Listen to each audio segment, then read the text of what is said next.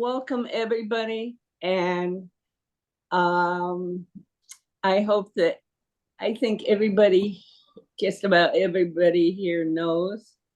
So I'm not going to go into long details about how you can sustain us by joining us and on a regular basis, even if you're just here to hear our very special speaker.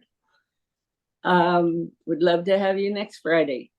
And you can sustain us by contributing whatever you can, whatever you feel is what you can do for this organization to keep us going. There's a link to how you can do that on the email that you received from this about today's event. So, who's reflecting today? I am. Rick. Sorry.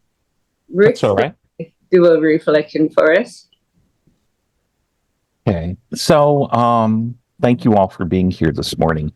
I was thinking about our overall subject, and I think I've already talked in previous forums and reflections about, my anger issues and stuff growing up. So I wanted to do something a little bit different. These are two poems that I think are that show our subject matter in microcosm and macrocosm. And the first one is by a great American poet named Ted Hughes. And he titled this The Minotaur. And if you know that Greek myth, you'll probably understand why he titled it this. So this is The Minotaur by Ted Hughes. The mahogany tabletop you smashed had been the broad plank top of my mother's heirloom sideboard, mapped with the scars of my whole life. That came under the hammer, that high stool you swung that day, demented by my being 20 minutes late for baby minding. Marvelous, I shouted. Go on, smash it in a kindling. That's the stuff you're keeping out of your poems. And later, considered and calmer, get that shoulder under your stanzas and we'll be away. Deep in the cave of your ear, the goblin snapped its fingers. So what did I have given him? The bloody end of the skein that unraveled your marriage, left your children echoing like tunnels in a labyrinth. Left your mother a dead end, brought you to the horned, bellowing grave of your risen father and your own corpse in it. So that's a happy way to start the morning. But I mean, it's the subject matter, right? So this other poem is written by a poet named Wilfred Owen, who had a very interesting and short life. He was a poet. He wrote while he was in World War I in the Army. And some of these poems that were published posthumously were discovered on him after he died in World War I. So this is called Insensibility by Wilfred Owen. Happier men who yet before they are killed can let their veins run cold, whom no compassion flees or makes their feet sore on the alleys cobbled with their brothers. The front line withers, but they are troops who fade, not flowers for poets' tearful fooling, men gaps for filling, losses who might have fought longer, but no one bothers. And some cease feeling even themselves or for themselves. Dullness best solves the tease and doubt of shelling, and chance's strange arithmetic comes simpler than the reckoning of their shilling. They keep no check on armies' decimation. Happy are those who lose imagination. They have enough to carry with ammunition. Their spirit drags no pack. Their old wounds save with cold, cannot be more achy. Having seen all things red, their eyes are rid of the hurt of the color of blood forever, and terror's first construction over. Their hearts remain still drawn, small drawn, I'm sorry. Their senses in some scorching cautery of battle now long since ironed can laugh among the dying, unconcerned. Happy the soldier home without a notion how somewhere every dawn some men attack and many sighs are drained. Happy the lad whose mind was never trained. His days are worth forgetting more than not. He sings along the march which we march taciturn because of dusk, the long forlorn relentless trend from larger day to huger night. Be wise, who with a thought besmirch blood all over their soul. How should we see our task but through his blood and lashless eyes? Alive he is not vital overmuch, dying not mortal overmuch, nor sad, nor proud, nor curious at all. He cannot tell old man's placidity from his. But cursed are dullards whom no cannon stuns, that they should be as stones. Wretched are they and mean with paucity that never was simplicity. By choice they made themselves immune to pity and whatever moans in man. Before the last sea and the hapless stars, whatever mourns when many leave these shores, whatever shares the eternal reciprocity of tears. So I hope that gives you some idea of how I think anger has affected us, and not dealing with it has affected us in ways large and small. So thank you very much. Thank you. That you work with a group that, and you facilitate a group that helps people deal with anger, and for some of them it's to keep from getting a third strike. Mm-hmm. And just based on the one sentence and what you've said to us before, and that you're going to the Middle East soon, you're on. Thank you. Oh, cool. Well, thanks for having me. I wanted to start with a little brief history of maybe how I got to be an abusive person. And I was raised, well, my mother who's on right now, she's from Egypt and my dad's from Missouri, so I got the two cultures clashing. And I was raised in Los Angeles, raised in a 12-step family. That means my parents went to 12-step groups. I think my mother went first. I can't remember the story, but it's not that important. And I don't remember how I became an abusive person. I just had this understanding, this lack of understanding how to be in a healthy relationship. It's not that I was taught to be unhealthy, but I kind of picked up the traits. But I just remember growing up in my family, it was kind of crazy because there's 5 kids. My parents had 5 kids in 3.5 years. So my parents were actually kids raising kids. My mother had twins, and I have a twin brother who's he's a great guy, but he was just a lot of energy. And it was like growing up was kind of like you had to kind of defend yourself against the crazy siblings type thing. I remember dealing with my rage and anger in my teens. I just kind of stuffed everything, so I was not very good at expressing my emotions. When I was about 13, I discovered using drugs was a way of dealing with issues. I remember the first time I felt invincible. It's like I felt I could actually talk to people. I felt, I felt like I had courage all of a sudden. So that's how I kind of dealt with things through my teens. Although I wasn't like a heavy user, but the older I got, the more I used. The more I used, the more I isolated.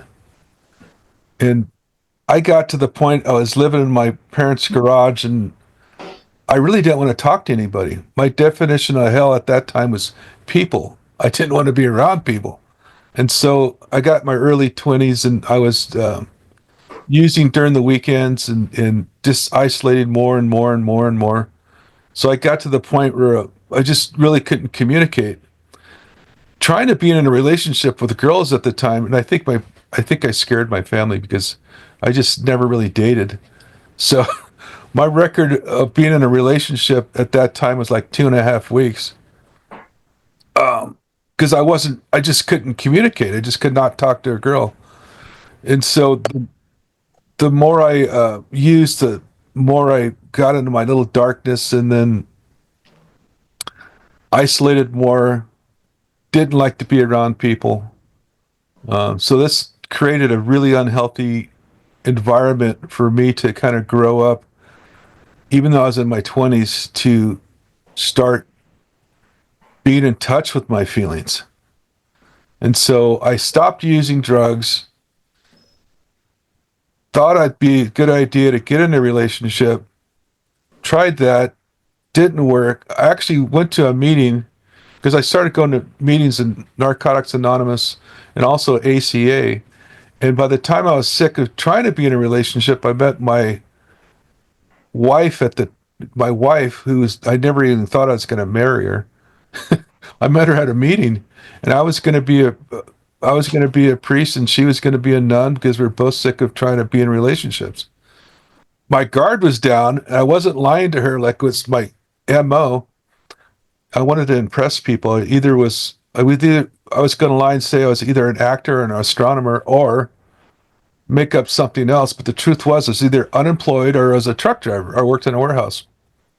So when I met my future wife, I wasn't lying. I wasn't trying to embellish. I wasn't trying to make myself look any better. And then we ended up getting married like a year and a half later. I tell you this story because I wanted to create an idea of how unhealthy my thinking was.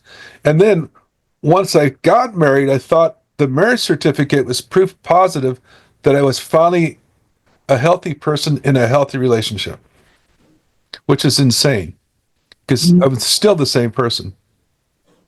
I didn't really start dealing with my anger issues because I was so being isolated, you don't have to deal with your stuff. But once you get in a relationship, it's like pouring Miracle Girl on your character defects. It's like all of a sudden, my wife that I just married was saying I had an anger problem. And I'm like, I don't have an anger problem. Or that I was an abusive person. And I was able to kind of skate all around that until I had kids. And then it's like everything kind of changed. My wife informed me again when we started having kids that I was an abusive person. And abuse to me means physical. That means I'm hitting her. But I wasn't doing any of that. I was not hitting my wife. I wasn't, I was just intimidating her through my size and other ways. And I wanted to read some of the stuff I have. Some of the warning signs of an abuser? Extremely jealous, possessiveness, unpredictability, bad temper, cruelty to animals, verbal abuse, extreme control behavior, which is totally me, inadequate beliefs about roles of women and men in relationships. I mean, I think about watching Ozzie and Harriet. That was totally unrealistic. That didn't happen. I thought it was supposed to be. Blaming the victim for anything bad that happens, which I used to tell my wife, you made me do this. Controls all the finances, which actually I forced my wife to do that. Abuse of other family members, children, or pets. And you can just see how this is me. This is like, I was an abuser and I had a hard time dealing with that. My wife would tell me that I was, but I just didn't believe her because I thought for sure I can fake it till I make it type thing. And it just didn't work. Some of the other traits that I had is an abuser often denies the existence or minimizes the seriousness of the violence and it affects on the victim and other family members. An abuser objectifies the victim and often sees them as property or sexual objects. An abuser has low self-esteem and feels powerless and ineffective in the world. He or she may appear successful, but internally they feel inadequate. And that's kind of like me, because I could put on a good face in public, but when I'm not in public, I can feel really inadequate. An abuser internalize the causes of behavior. They blame their violence on circumstances such as stress, their partner's behavior, a bad day, alcohol, drugs, or other factors. An abuser may be pleasant and charming between periods of violence and often seen as a nice person to others outside the relationship. That's like me. Totally me. Or used to be me. There's some other things I wanted to read that kind of paints a picture of the unhealthiness in my brain. I like these little wheels, and I use them in my classes. And I'm going to read from one of the wheels. So it's called the physical violence, unhealthy in a power control. And this is how I used to try to control my wife. I might not tell you all of them, but I used coercion and threats to try to control my wife in the situations that I was in our relationship, making threats to her, trying to hurt her, not physically but in other ways. I threatened to leave her, but I never threatened to commit suicide. But that's some of the things I did. Using intimidation, I used my body as an intimidation towards her and the kids. I used to punch holes in walls. I thought that was okay because as long as I wasn't touching anybody. I used emotional abuse. I put her down, making her feel bad, or even my kids too. Use isolation, controlling what she does. I don't want her to go out. Who's she talking to on the phone? All this stuff was going on in my head. Using male privilege, being in a church, I thought that she's supposed to submit to me. That didn't work. All these things are about control, and they're all based on fear. So what happened? Finally, my wife convinced me that I had a problem. Here I was going to 12-step meetings in Narcotics Anonymous. I had years clean, but there was something I was missing. And I started going to Moab, which is what I want to get into, is when I started going there, Moab was started, but it came out of AA because some of the guys in Santa Cruz in AA and NA felt they were missing something. We got to a point where we're clean and sober, but there was something that we're missing. And that's how Men Overcoming Abusive Behavior started. It was a group of men knowing that we needed something different. And that's how Moab started. And I first started going to that, it was like, I didn't realize how abusive I was. And I want to read you the guidelines that I read at every meeting. It's Overcoming Abusive Behavior is a self-facilitated support group. It was originally founded by a few local men who endeavored to find ways to deal with their anger and abusive behavior in their relationships. Over the years, the group has become a safe and confidential environment to talk with others about things they originally harbor or conceal. Listening to others helps us recognize our own hidden issues so they become easier to deal with. You'll hear the testimony of many men whose lives have been changed in the self-help group. The community in general speaks the importance and effectiveness of the group.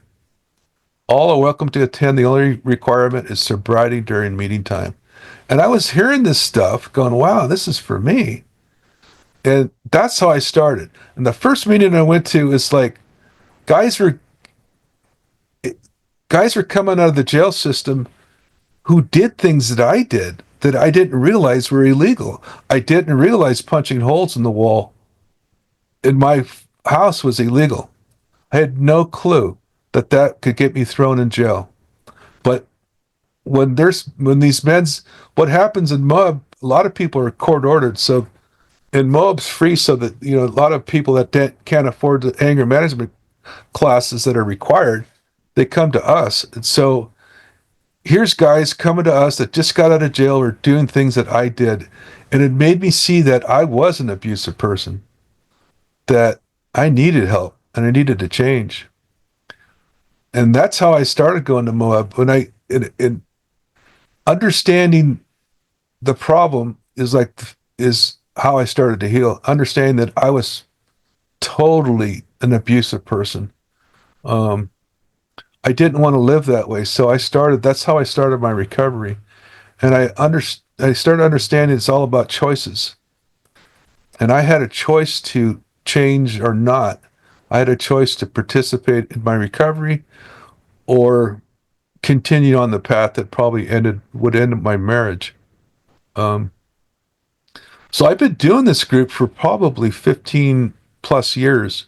I first started going, then I started becoming a facilitator. My oldest son started coming when he was a teenager. And because what happened was, if you look at my house, I'm not very good at repairing sheetrock. So there's holes you can see where I punched holes in the walls. And below those holes where my son started punching holes in the walls. I was passing down my anger control to my son and my other son. I have another son who's Christopher, who's a special needs son who started punching holes in the walls. So I just wanted to change so I wouldn't pass this on to other people. And so when I started going to Moab, it was like, just by going, it changed the whole family. Just by going, it changed everything about how my family dynamics was going on in my house. We all of a sudden started showing a lot more grace to each other. The boys were changing. My wife was changing because she noticed the change in me. So that's why, to this day, I keep going to the groups. And I want to read some of the things that I read when we first start the group. Like I say, it's kind of loosely based on the 12 steps. But before we start the group, I read the 13 steps towards anger management. In step 1, we learn to recognize the many faces of anger. 2, admit that all anger expressions, good or bad, are the result of choices. 3, let go of excessive dependency. So your anger management is inwardly directed rather than externally determined. 4, choose to relinquish your cravings for control in exchange for freedom. 5, ground yourself in truth by setting aside idealistic myths. 6, keep your lifestyle habits consistent with your emotional composure. 7, live in humility rather than self-preoccupied pride. 8, hold your defenses to a minimum, trust your healthy exertions. 9, accept the inevitability of loneliness as you struggle to be understood. 10, relate to others as equals, neither elevating yourself above them nor accepting a position of inferiority. 11, pass along to the next generation your insights about anger. 12, avoid the temptation to rationalize your anger, assuming full responsibility for who you are. 13, be accountable to your ongoing growth and open about anger management. And another thing I read is the goals, which I really think it's important for the group to have goals of what we're trying to, what we want to do in life and how we want to pass this new life to other men and young men too. Goal 1, to challenge the cycle of violence through active intervention in people's assumptions of continued abuse and victimization. 2, to empower the individuals to come together and reach out and beyond to each other to build a community response to violence and oppression. 3, to understand men's unique training to perpetuate violence and to challenge each of us to that unlearned to challenge each of us to unlearn that training. 4, to support the struggle of each person to overcome pain, hurt, and helplessness, to heal and become more powerful community member. 5, to provide men with the information, support, resources, encouragement they need to create a violence-free relationship in communities. 6, to understand and make connections between all complicated ways power and abuse are worked out in our lives in society.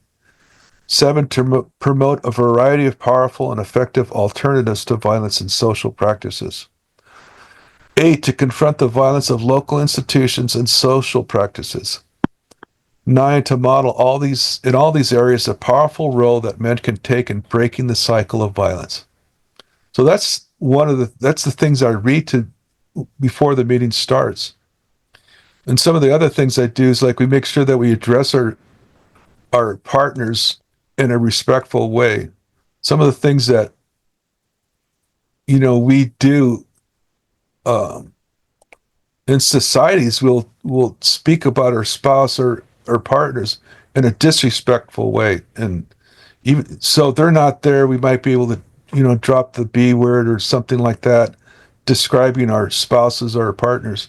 And we really encourage in the group not to do that, because you have to learn how to respect at all times and get that idea that you can abuse your spouse even if they're not there.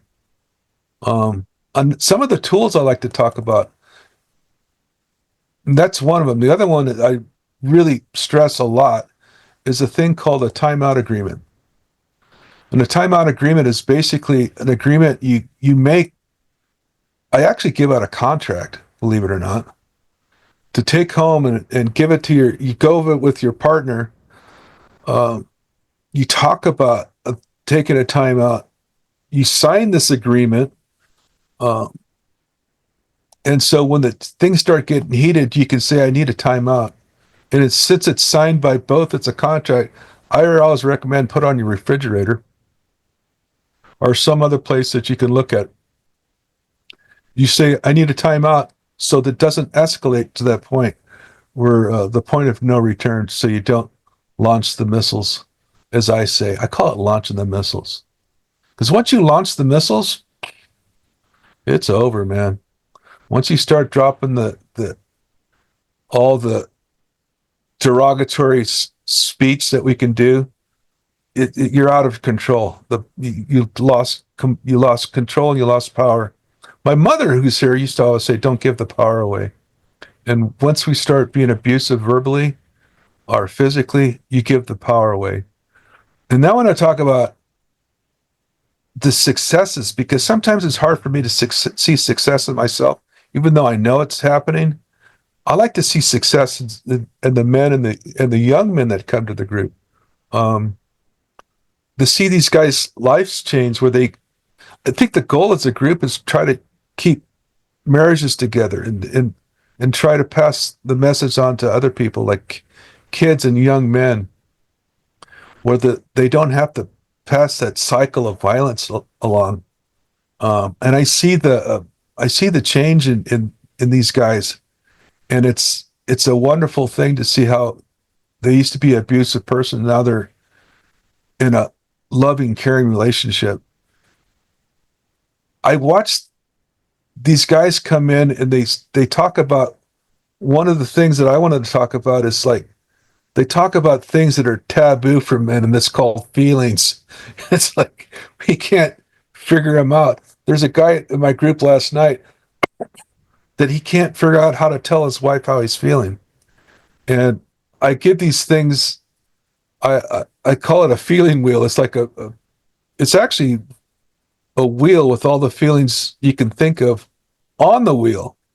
And when the first time I passed this out, to show you some of the thought patterns of men in my group, not saying in general, but it could be in general, there's hundreds of feeling words on this wheel. This guy said, I know about 4 of them, and I'll be lying about 2 of them. So he basically says he only knows 2 feelings. And so as the group, what I want to try to get men to do is figure out what they're feeling, one, and then two, express their feelings. I always looked at my life as feelings as being like going through a door, and all these doors have feelings heading over the doors. Like for me, there's one door that's been kicked open a long time ago. That's anger, and as soon as I get a negative emotion, I want to go through the anger door. I go through it 9 times out of 10. It seems like I go through the anger door. Boom, that's the first feeling I want to go through. And that's the feeling I relate to.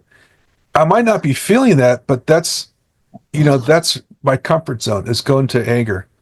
And so I have to back out of that door and find out what I'm really feeling and go through that door. If that makes any sense. It does to me. It's like the other day, my wife and I had this stress about finances, and I have a fear of financial insecurity, which I'm still dealing with. Something happened. I went right through the anger door. I learned something in the group a long time ago. Keep my mouth shut until I figure out what's going on. So I stayed very quiet until I kind of figured out what's really going on here. And my wife picked up on it. Instead of going off on her, which would the old Don, I figured out what I'm really feeling and expressed my feelings. And what I was really feeling was fear. And so I said, I'm really afraid. I don't know how this is all going to work out. She didn't try to fix me, which is good for her. But just by expressing what is really going on inside of me, I was able not to go down the rabbit hole of anger. Because anger is, in the group, we talk about anger as being our secondhand emotion, like that Tina Turner song, What's Love But a Secondhand Emotion? For me, in the men in the group, is anger is our secondhand or firsthand emotion. So what we try to do in the group is have people understand what they're feeling and then express their feelings in a positive way. And one of the guys last night was struggling with, how do you do that? I don't know what I'm feeling. And that's how we try to work it out so he can really understand what he's feeling so he could not pass that on or come across as being angry. But what he's really feeling is fear and or feeling he's not being understood. And there's a lot of tools that we try to pass on to men so they can be in a healthy relationship. One of the things that happened, one time I asked the men, are you getting anything out of this group? And 3 guys said, yeah, I don't feel like killing myself anymore. The same group, 3 men, I had no clue that they were thinking about killing themselves. And I said, well, explain yourself a little bit more. Because, in the group, we always, if someone says that, we try to see if they have a plan and then intervene if we need to. And they said, I don't want to be a bad father or bad husband, and I don't want to leave my family, but I feel so trapped and lonely that I want to kill myself. And now I don't feel that way anymore. And I was like, wow, that blew me away. To actually think that people were thinking that way. And another thing, right now we have 2 active guys who are special needs, high functioning special needs, autism. They taught me a lot about feelings because one said, it doesn't matter that you understand what I'm saying, but it does to me. So letting people, first of all, I had to stop thinking that I knew that since they had special needs, they weren't in touch with their feelings and their feelings were not real. So just by allowing them to express their feelings, they got out of their head and start, expressing themselves. One of the guys was a young teenager, and at the time, if you guys remember the shooting in Texas, Uvalde, where they had all those 20 kids got killed. This special needs guy says, after we talked about it, he says, that could have been me. I said, no, that's, you're in high school. This is junior high, elementary. He goes, no, I could have been the shooter. And I explained to me what you mean by that, because by isolating and not taking my meds, not being part of a group where I can express myself, I could have seen myself going down that that way of being isolated and not being in touch with reality to become somebody like that. And I was like, wow, that is really, first of all, it's really like, first of all, it was really, he had a lot of intuition with that, that knows that he needs to take care of himself. He needs to be part of his recovery. He needs to work on himself. And he also needs to be in, taking meds and being on top of his stuff. It's really like cool to see how people change and how men can change their perspective on what's really going on inside themselves. That it is possible for us to get in touch with our feelings and understand what's going on and to lose the stereotypical idea of what it is to be a man in society. I mean, if you think about it, John Wayne was the typical male in society, that he was our superhero as men. He hit women 3 times in 3 different movies. Put him over his knee and spanked him. That's like dysfunctional. And if you think about all the other stuff that we see in society, like the inner city stuff that, we had this idea of what it means to be a man. I got this, and I think I'll shut up pretty soon. I don't want to keep talking. But I got this survey, this questionnaire from a group called Men's Work. It was out of the Oakland Project up in Oakland. It was working with inner city young men about their stereotypical way of how they think and treat women. And you think about music and hip hop and what we see on TV and how it was kind of forced on us this idea of how women are. And so they came up with this questionnaire that I give to men sometimes to maybe spark an idea in their head that this isn't right the way we think about women. So I'm going to read you some of this stuff that it's a questionnaire. It's not to make the men feel bad. It's to make them aware of this isn't right. This isn't the right way of thinking. So I'm going to read some of the questionnaire. Some of it's a little bit too racy, but one of the questions is, do you interrupt a woman by talking louder than she? You not value a woman's opinion about something because she was a woman. Looked at a woman's breast while talking to her. Interrupt what you're doing or saying to look at the body of a woman going past you.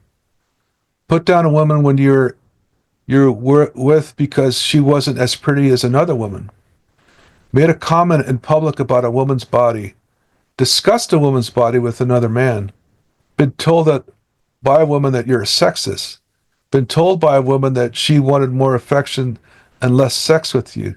Lied to a woman whom you were with intimate about a sexual relationship with another woman. Left care of birth control up to a woman with you had a sexual relationship with. Downplayed a woman's fear about male violence. Called a woman a bitch, slut, or whore. Whistled at a woman, yelled at, or grabbed a woman in public, either by yourself or part of a group of men. Used your voice or body to scare, intimidate a woman. Threatened to hurt a woman, break something of hers, or hurt yourself if she didn't do what you wanted her to do. Hit, slapped, or shoved, or pushed a woman. I mean, when I ask those questions, it's like, that's how, it's to spur that thought that all these things of how do you treat a woman in private or public is wrong, and how do we go as men address that? And I really think that society now, we're not encouraged to treat women well. It's when we get in relationships and then our significant others start wanting us to become a better husband, a better father. Is that when we really start changing if we really want to? But a lot of divorces that I see end because we're unable to listen and we're unable to share our feelings. And another group that I participate in is called Retrovi, which is a group that we go and learn how to talk to our wives and listen, and learn how to be a good listener, which is the first thing we have to learn. And then we can start sharing our feelings in a healthy way. And this group kind of taught me the basics on how to do that stuff, and taught me how to listen and how to communicate. And it revolutionized how I think. I think that's pretty much all I wanted to talk about, because, sometimes listening to others, ask questions, or even just getting a dialogue of what it means to be in a healthy relationship, or some of the isms that we have, it like in my group on Thursday night, we talk about stuff, even though it might seem not important, but once we start talking about things and getting it out, we can grow and change. And it's not about, it says the truth will set you free, and I always like to say the truth, no matter how ugly it is, will set us free. Even if it doesn't seem like I want to say it, that come out of my mouth, it'll still set me free. One of the young men, and I'll definitely shut up after this, talked about cutting himself, and I dug deeper, and he wanted to use a knife to cut himself to show how much he felt, to show how much pain he was in. It wasn't to try to kill himself. It was to show you, this is how much pain I'm in. And, he wanted to cut himself. He didn't do that. But just by him sharing that, he was able to become liberated and change.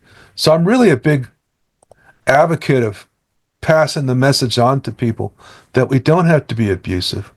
There is another path. And to watch marriages and to get restored is one of the goals we have as a group. And to pass this stuff on to younger men so they don't have to carry that into their marriage or the relationships with their kids. I have one man that I call him a cyclatory abuser. And so what that means, he'll abuse his wife and kids, and then there'll be a honeymoon stage and they'll be all lovey-dovey. Then the kids and wife will start walking on eggshells, and then he'll abuse again. And he just would come periodically to the group because he knew he had a problem. He came back like a month ago, and he hasn't stopped coming since, because his wife had him arrested, and now he has a 5-year restraining order against him, so he can't see his family, because he didn't stop that abuse when he could have. He kind of procrastinated and waited, and now he's working on trying to get everything together. Well, our goal is to stop that from happening, so he can stop before he gets a restraining order. So I hope that made any sense. I'm really good at the group. I have so much fun, but doing it for so long, it's just, I just want to keep passing the message on to younger men so they don't have to live through going through divorce or have to live not being able to see their kids. But I'd like to open it up to questions if we could. That done, you have no idea how great that presentation. Oh, cool. I really wish we had 50 more people on, and I'd just like to replicate your group so that everybody, starting with boys and girls, had a chance to think about these things. I don't see hands up right at the moment, so while we're Rick. Don, I was just going to say thank you very much for that presentation and that insight. And I wanted to maybe get some ideas from other people here that I really think that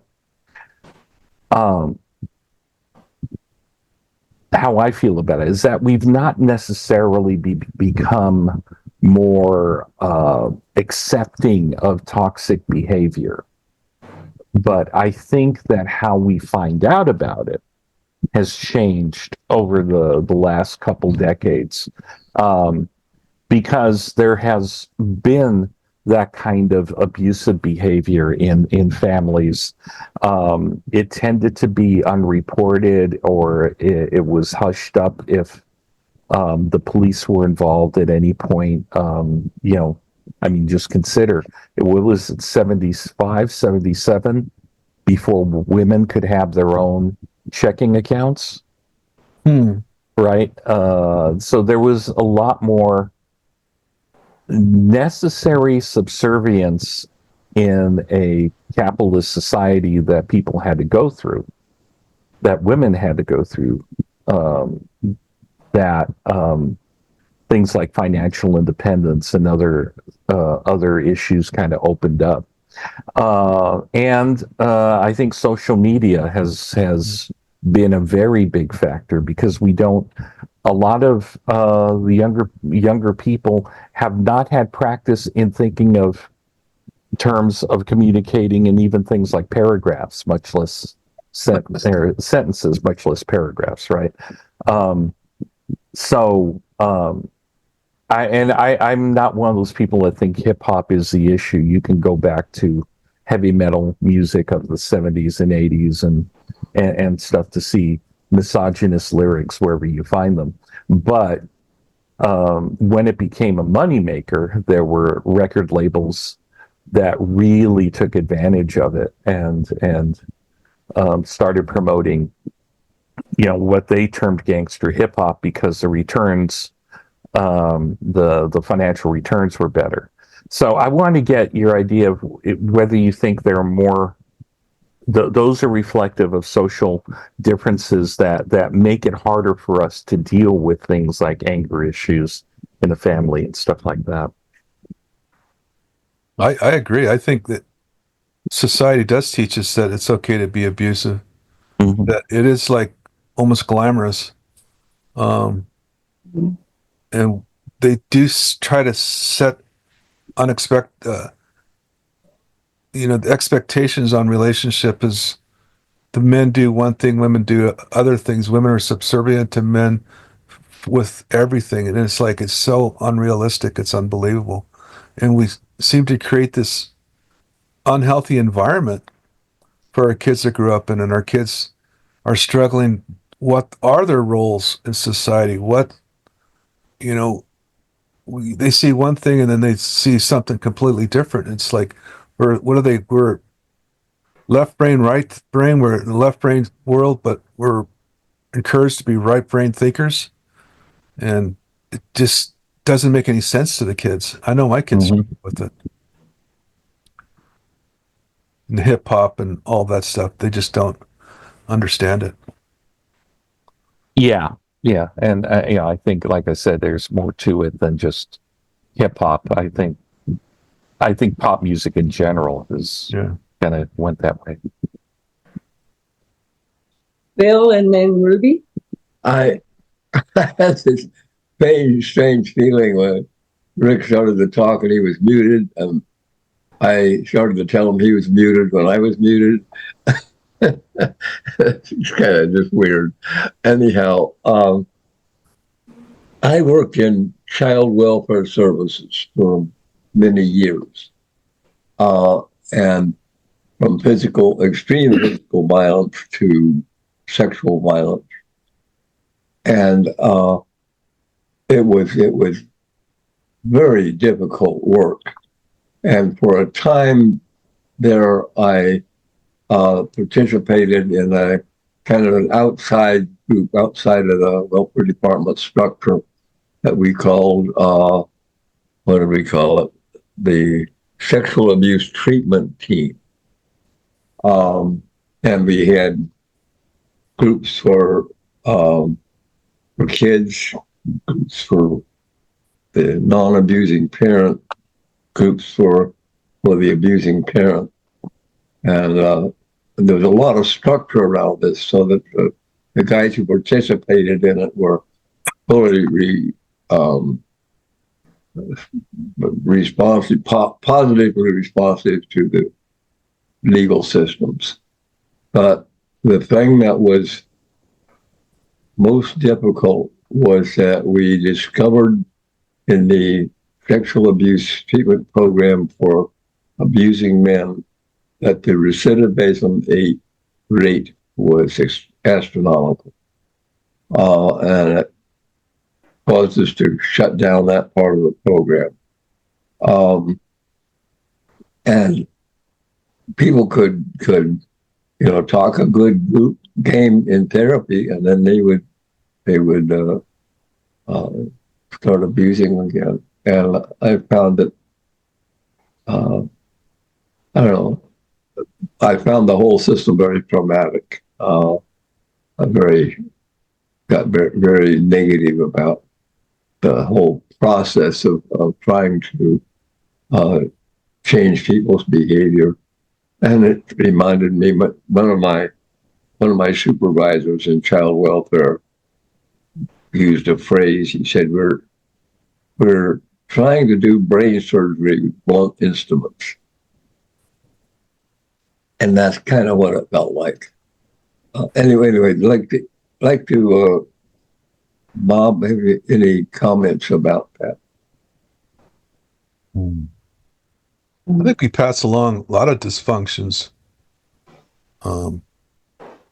through society. I mean, one of the things that I discovered that we're always capable of going back to that abusiveness that we create. It's not like we're all of a sudden. It's almost like being in recovery. Your disease is arrested. It's not incarcerated. It's just means it hasn't been taken to prison yet, but it's still there. And I think it's really important to always try to protect the victim or from dysfunctional behavior. But as far as what society, being a peer group that we seem to thrive because we understand each other. That there isn't a government that's trying to help us overcome our stuff. It's like we got together to try to overcome our abusive behaviors. But yeah, that's a tough one. I mean, sexual violence is like, even in that questionnaire that I just asked, looking at a woman in a wrong way demeans it. It's like it demeans yourself and her, and how we view things in society. It's like we have to like break away from that and come up with a different thing. And once that scar is there, trauma is a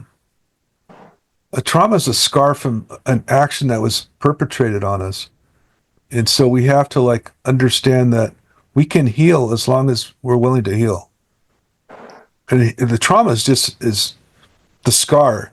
We can heal if we start trying to start that process. Some of the men that come to the group, we struggle with post-traumatic stress disorder. I have one of my friends who hasn't come in a while. He suffered from post-traumatic stress disorder so bad that he was in a McDonald's in town and he froze. They actually had to call an ambulance and take him to the hospital, and because he was just so out of it. And he went through like 6 months in a facility just to start dealing with this post-traumatic stress disorder. And what happened was, in the 80s or 90s, when he lived in San Diego, he was a firefighter in San Diego, and he was one of the first firefighters onto that mass shooting that happened in San Diego, where he saw kids getting shot by a sniper, and he stepped over bodies. He stuffed that for so long, it didn't come out until he was at a McDonald's years later in Santa Cruz. And because he's never been to McDonald's since that shooting. So, we suffer from post-traumatic stress disorder, and all that stuff. If you don't deal with it, it's going to come out and get you. And we have to deal with our past, and our past hurts. Done. Yeah. Doc, Ruby, and then Rose. Don, Yeah. it is so wonderful that you're still going on with this and the group and everything. I'm one of those children that was, well, my mother had sent me to live with my great aunt, and she married a man who was abusive.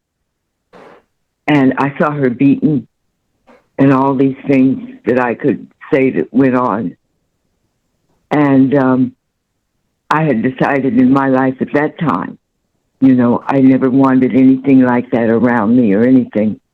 And it's wonderful what you said about the children seeing that and then thinking that's the way they had to be. And this is not just about men now. We're realizing it's about women also who are abusive. And so what you're doing, and I'm wondering, I'm around so many people and everything, I see some things like that are happening now. Do you have those steps and everything that you're going to send to us? Or is it possible to get that? Okay. Thank you so much. And I'll just email continue. Okay. Okay. I really appreciate it. But this was in the 50s I'm talking about. Yeah. So thank you. Funny, some of the guys, when they first start coming to the group, they say, women need this too. I'm like, you know what? You can only fix yourself. You can't fix anybody else. I'm only responsible for me. I can't change anybody but myself. Mm-hmm. Right, Rose and then Rebecca. Yes, thank you. That was very thought-provoking. This is going to stay with me for quite a while, some of the things you've said. You mentioned, everything seems to kind of come back to AA meetings, anything like this. Is there any requirement of your group that people also attend AA?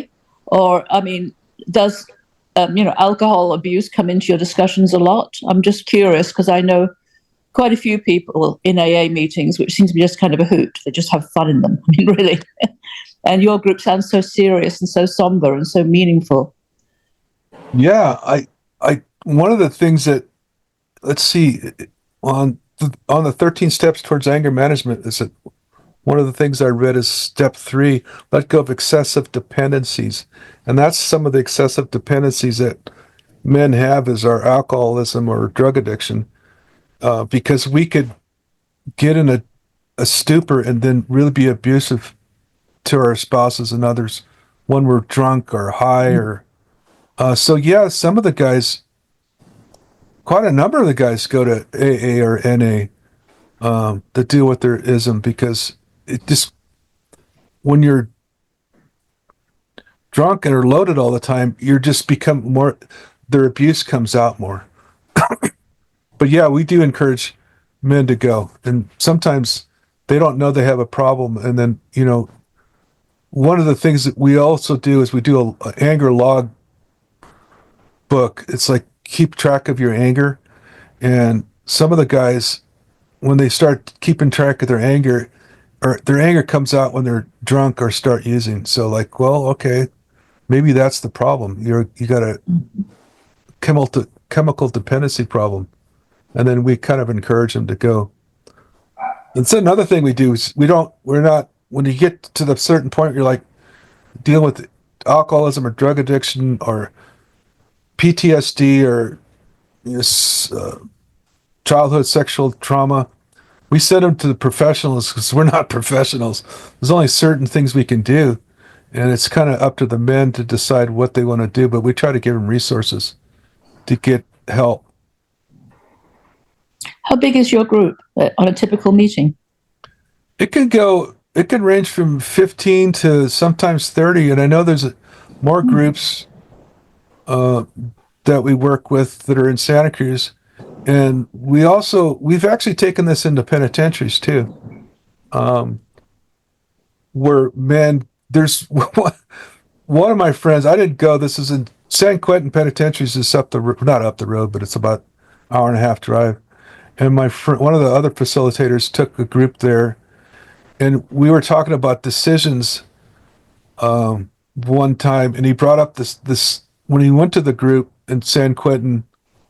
It was about 30 men, and their action that got all 30 men in life without parole pod was they added up all the time they spent with their decision and their act that got them there. With all 30 men, it was less than 2 to 3 minutes just on the physical act that got them there. And it's like, the point is we'd have to figure out, when we get to that point, what do we decide to do now? These men made a mistake, but they're still going to the group to understand why they were the way they were, and they try to get going back to the truth will set you free, speaking the truth so they can have a life of freedom, whether it's in the penitentiary or not, and just to speak the truth about what's going on. Is that a Thank you. Yeah. Okay, Rebecca. Hi, Dawn. Thank you very much for that story. Your story was just another sign for me that I need to get my story out. I was brought up through 12-step programs. A lot of violence in my house, in my family with alcoholism. My dad and my uncle in particular. My uncle and aunt were neighbors, and we used to have these big parties, and they always ended, we'd have marachis and, just going on all night, and they always ended with my uncle chasing my aunt with a hatchet. And it was like normalized. So my dad was a fun drunk. And but when he stopped drinking and went into AA, he became very violent. And so I grew up dealing with the hypocrisies. He became like a legend in AA, and my uncle, a different uncle. And so I attended 12-step programs in my adult life too, including ACA, and people knew my dad and my uncle as on the speaker circuit, and it just triggered a lot of resentment with me. When I read the ACA Big Book when it first came out, there was a story in there about this person said that his mother would beat him, and he would tell her, "Oh, that didn't hurt." And when I read the story, I said, "Yeah, I used to say that to my dad too." And then I closed the book. Well, like a few hours later, I had this repressed memory come out. Woo! And about this horrible beating and I was catatonic for weeks. I couldn't work. I had to go into physical therapy for that. But stayed on recovery. But I want to fast forward. My question is, I do have a question here in sharing this, is that I later needed help for a family member. And, I sought out a treatment center, knowing about AA and all the 12-step groups. And so it took me on a road where I found out there were a lot of charlatans out there offering recovery services. And I was taken for thousands of dollars by an unlicensed facility, which said they had 12-step programs on site, but they didn't. And it's turned out they didn't have a license. And I had no recourse against them because they were not licensed. The state only investigates licensed facilities. Wow. So I had to find something criminal for them to, do something. And so anyway, that's a whole different story. But I want to know if you have any guidelines for people, who want to get help for their family member or for themselves, and what are the do's and don'ts that you could offer. I should have known that AA is free. I should have made my family member just stay in AA and put up with these strong personalities that were trying to tell him what to do, and he didn't want to be told what to do. Or, is like his MOA, is that like a fee-based thing, or No. Just what are some guidelines? I'll let you answer the question. Well, Thanks. it's a free group. We take donations, but we're also a free group. We're really based on AA, and the whole guideline. It's not us that does the healing, it's God that does the healing. And we have to keep understanding that we try to push people to their understanding of their God, and let that healing take place. It's not by what we do. And I really encourage people to try to stay in the 12-step. But I understand that we need to get professional help. And that's like, I try to create a list of reputable people, and I get that list to other groups from my church and things like that. I know I trust their resources. Santa Cruz, we got more recovery centers per capita than any place in the world, it seems like. But I'm like, I remember when I was a kid, my mother might be able to talk about this. I used to go to 12-step things, and I remember there were charlatans that would speak off away from meetings about recovery, and some of the old Al-Anon women and AA men used to go yell them down because this is not what we're about. We're about the free gift of giving it away. There's no fees or requirements like that. I really believe that the whole idea, like Moab, is to create an environment that the only leader we have is God, and then we can pass this information on to somebody else that's going to take it. That's what my goal is, to set up have a non don't have a big personality running it, but just a small. Anonymity is part of the 12 steps, and anonymity means there's really no person in charge, only God's in charge. And I think that's what we're trying to do with Moab, is to create an environment that anybody can lead it, and so they can pass the message on to other men and other young men, so God can do the healing. I really strongly talk about that. It's not about us. See, the only difference between God and me is God's not trying to be me. I'm always trying to be God. So, in a way. Thank you. I'll just add to that I was referred to this rehab center by somebody in my church. I trust it, but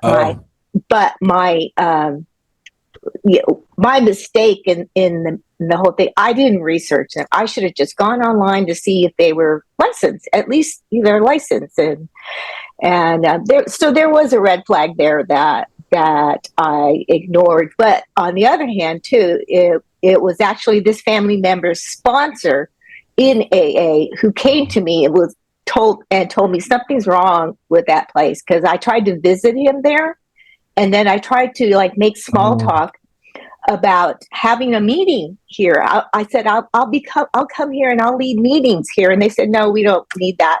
And that was my first sign. So it was somebody in the program that actually said, you need to look into this. It was a bad situation. The guy he had these 5 rehab centers throughout LA. He's sitting in prison now. He's sitting in prison for insurance fraud and raping some of the women.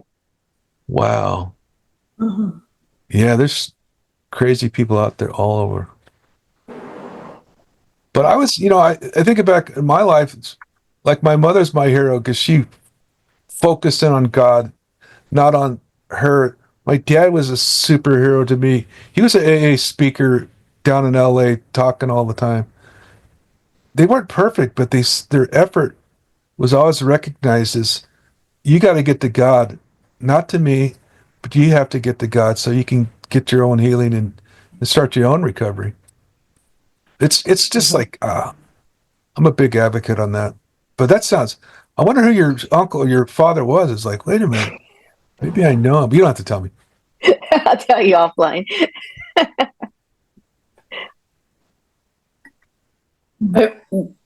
I'm Dawn's mom, and I would like to say something, if it's okay. No, of course it's okay. I didn't see your hand up, but I've been in Al-Anon almost actually 60 years. I have learned so much about myself, because when I came into the program, I didn't know me at all. So you have to talk so much about so many different things that we don't talk about in Al-Anon, which is really sad. But the thing that I just want to share is just that I wanted to get better. I had to change my way of thinking and my behavior to be better. And when Dawn talked about God, God is a big part of my life. AA, and I'm sure a lot of you know that AA and Al-Anon is not a religious program. It's a spiritual program. And I think, because for many years I was God, and then I found out I am not God. And actually, in Al-Anon, the disease is a disease of control because we love to control. That was the primary purpose. And today, I don't need to control anyone, but myself. But it takes a lot of, not that I know everything, but it takes a lot to practice the principles of the program in my life. That takes time. It just doesn't happen and say, okay, I got well. Because when I came into Al-Anon, I wanted them to give me a book and tell me how to get this guy sober. Well, they never gave me the book. All they said, this is about you. And what do you want in your life? When I came in, it was, I never had an opinion of my own. I was, I depended on my husband for my happiness. It's like living in a fantasy world and saying, okay, this is Cinderella. I'm going to meet this prince and he's going to save me. That was my idea when I married this guy. But see, insanity was, I knew the guy 6 days and I married him on the 6th day. That's insane. So I came into the marriage with total insanity. Really, bottom line, is this guy's going to take care of me? But it took me a long time to get to the point that I am enough. I am okay. And that took me a long time to get there. And the reason why I keep going back is I don't want to forget where I came from, because I can do that very easily. Not go to meetings, not talk to my sponsor, because I have the disease of isms. I have that disease. And, I don't want to live like that anymore. So when Don talked about God, God is a very big part of my life because I depend on him. And not because I am so friggin' religious, because I'm not religious, but I'm spiritual. I am open to change. I am open. And it has to do with my thinking, my mentality, my way of expressing myself. Because since my husband has died, that was 5 years ago, I have grown so much in 5 years than in the time I was married to him. So it's kind of a funny way of doing it, but yet the learning, becoming aware of me. It took me a long time to become aware of me, because I really can give my power away. Yes, I can do that. I can give my power away. But I also see my granddaughters and how they relate. I have a granddaughter that lives here, and she says to me, Grandma, all the guys I go out with are either drinking or using drugs. It's the norm. Because I keep saying, and every boyfriend that she has is either drinking or using, so she gets tired of it and doesn't want to do it anymore. And when you were talking, Rick, about media, wow, that is open. I mean, that is open to everything. And, in a couple of months, I'm going to be 90 years old. And I'm still learning. I still learn every single day. I learn something new. I learn something new every single day. But again, I have to check my thinking. I had a friend because I was hooked on drugs for a while myself. I have a friend in Narcotics Anonymous, and Don knows him. His name was Billy Michaels. He used to say, Mish, do exactly the opposite of what your brain tells you, because your brain's going to lie to you. And I have to tell you, my brain has lied to me many, many times. And you know what? It's a matter of wanting to do the best that I can, because I want to do that. I want to do the best I can. And it's, my kids grew up in the program in AA, but that didn't give me a guarantee that they were not going to use drugs or drink. Because out of the 5, Don and my daughter and his twin finally came in, because we have the disease of alcoholism. It runs in the family. It runs in the family. And so it was wonderful that Don sent me the link last night. He said, Mom, I'm going to be the guest speaker. You want to join? I said, of course I want to join, because then I can hear him talk. And I'm so proud of him, because he's come a long way of what it used to be like, what happened, and what it's like now. My God, it's like night and day. It's like night and day. And I'm so grateful. I am so grateful for all of you and meeting all of you and sharing your stories. That's phenomenal. That's how we get to know one another. And I think I'm going to stop talking. Thank you. Micheline, that was great. I hope you come back next Friday. I have no idea who our speaker will be. Rick's going to tell us. But first, I wanted to say, Don, your story about how I think you were a young teenager and you found out that drinking or taking marijuana or something or some drug made you feel more powerful. And I wanted you to expand on that. Like if you can go back to how you felt at that time. But first of all, I just wanted to comment. You also mentioned you juxtaposed the domestic violence with the violence outside, and whether it's police violence or gang violence or just whatever. But I also wanted to juxtapose the international violence. And you expect kids to say, no, I'm not going to use violence to get over my whatever's angering me. But my government's doing that.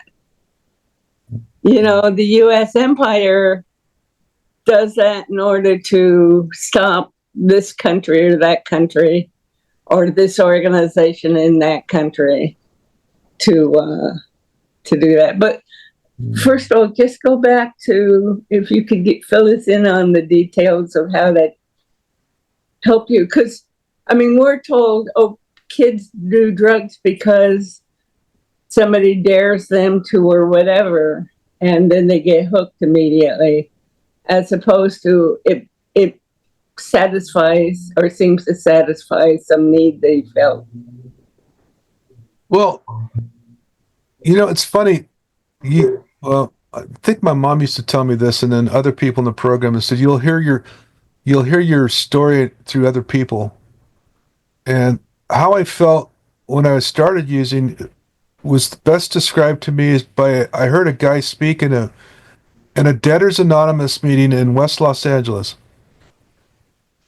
And I go, my God, that's exactly how I felt when I first started in the program or first started using it. It's like he described his life as if there was a camera following him everywhere he went, and he would act his life out to that camera because he had no idea what he was feeling. Zero. Had no clue how to react in society, what's the proper feeling in society, because I had no clue what I was feeling. And when I heard that guy say that, I related to that. Like I was just before, I was just acting. I wasn't reacting. I wasn't feeling. I was this apathetic, non-existent person. And when I started using, it just changed everything inside me. It made me feel different. And I thought that feeling different was what I was searching for. And the truth was, it wasn't. And and I'll shut up because it's almost, it's getting close to 9. It was like, I first got clean. I prayed, God, let me feel, which is a crazy prayer to pray, but I realized I wasn't feeling. And then a week later, I was crying uncontrollably in my room, and I had no clue what was going on. I got mad at God. I said, God, what are you doing to me? And it dawned on me I was feeling. It was like, Wow. boom, I'm feeling.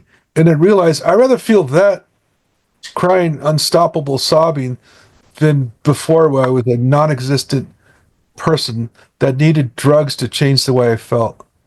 And got to be careful what you pray for, but that just changed my whole life. It's like drugs made me feel different from the way I was feeling. Even though I didn't know it at the time, it was a very dysfunctional feeling. Mm-hmm. Wow. But societies, like you said, like that's why I go to the Middle East. I go to help refugees, and there's always a different group of refugees. This is from the first time it was Iraqis, and then it was Syrian Iraqis, and last time it was Yemenis, and now it's Yemenis, Palestinians, and it's like, but my dad, who is to me was a great guy, he taught me service is the most important thing in your life. That means give to society. You got to Wow. give back to society. And my dad started a group called Naaman's Fellowship. Was an AIDS hospice for people who were dying of AIDS that had no place to go. And he started in Long Beach to show you what kind of a guy he was.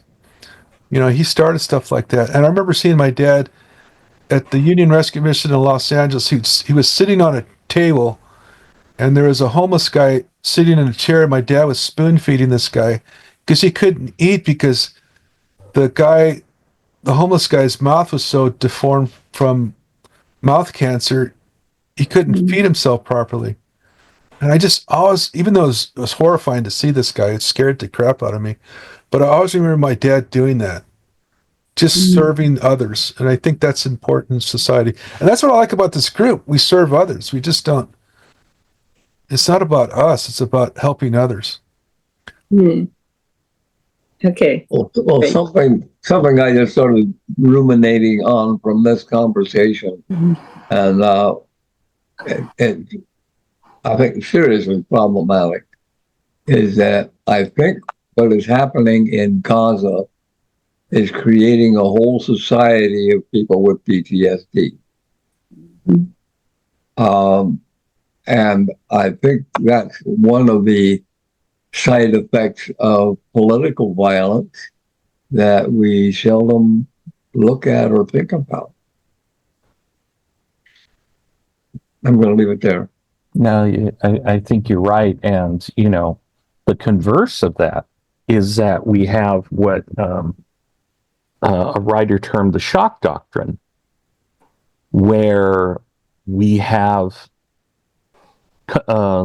countries that are taking advantage of things that happen to a populace in order to put legislation through that otherwise would not have a chance to get going.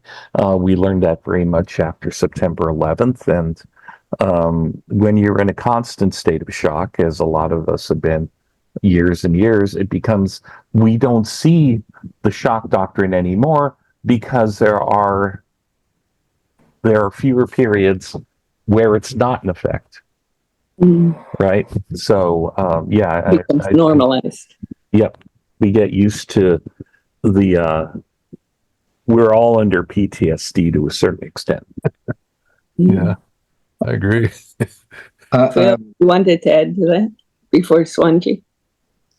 No. Phil, you wanted to add to that? Uh, Your hand wasn't up? No, I wanted to make a kind of follow-up comment about Okay. cultural PTSD. I think one of the things that is going on in the Native American community in the U.S. is basically a cultural PTSD that people have not recognized or dealt with, and the amount of alcoholism in Native American families is astronomical. And people often just think of that as a kind of a racial characteristic or something. I think it's a PTSD reaction to generations of violence against the community. For sure. Swansea, you had your hand up earlier. Did you? Yeah. Well, I have noticed that what's called bullying here in schools sometimes is much more than bullying. So it's just calling some things that happen bullying is like underestimating what's going on. Yeah. Yeah. Yeah, and and because of that, the students who exhibit that bullying don't get the help they need, and the others on the other end either. Yeah. Yeah. Growing up in a Middle Eastern family, my dad was the only guy on his side of the family that I knew. My whole family was all Arabs and stuff, and I had my uncle, my Aunt Lemia, her father was from Palestine. Mm-hmm. He lost his home and I think 2 businesses. Was that right, Mom? 2 businesses at gunpoint. And that violence is like keeps the Nakaba. I talked to my mother last time when she was in town. I think she remembers the Nakaba, even though she was in Egypt.